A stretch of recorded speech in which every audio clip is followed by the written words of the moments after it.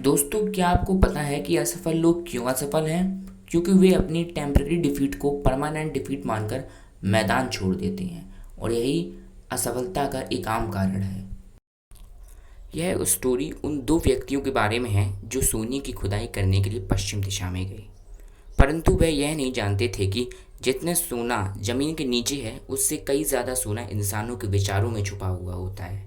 परंतु वे एक छोटे से जमीन के टुकड़े पर खुदाई करने लगे, और कई सप्ताह की मेहनत के बाद उन्हें एक सोने की झलक दिखाई दी।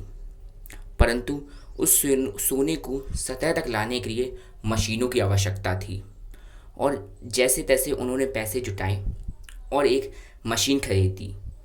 और जब वे अपनी मशीन के साथ काम पर लौटे, तो उनकी मशीन जैसे जैसे नीचे जा रही थी सोने को लेने के लिए, सोने की खुदाई करने के लिए, वैसे उन दोनों व्यक्तियों की आशाएं आसमान छू रही थीं।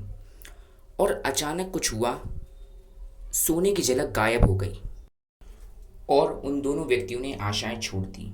और जब वे अपने घर लौट रहे थे, तो उन्होंने वे मशीनों को एक एक गरीब व्यक्ति को बेच दी, और उस गरीब व्यक्ति ने इंजीनियर को बुलाया और उस पूरी जगह का मुआयना करवाया। और इंजीनियर के हिसाब से यह प्रोजेक्ट इसलिए असफल हुआ क्योंकि इसके बीच में एक फॉल्ट लाइन आती थी, और उस फॉल्ट लाइन के मात्र 3 फुट नीचे सोने की खदान थी, सोना था। और दोस्तों, इंजीनियर की बात सच साबित हुई। उस फॉल्ट लाइन के नीचे, मात्र 3 फुट नीचे, सोने की खदान थी। और जैसा उसने कहा था, ठीक वैसा ही हुआ। और उस गरीब व्यक्तियों को अरबों खरबों रुपए का फ़ायदा हुआ। दोस्तों, मैं इस कहानी से बस आपके यही कहना चाहूँगा कि जब भी आपका हार मानने का मन करे, तो आप सिर्फ एक बार ट्राई ज़रूर करें।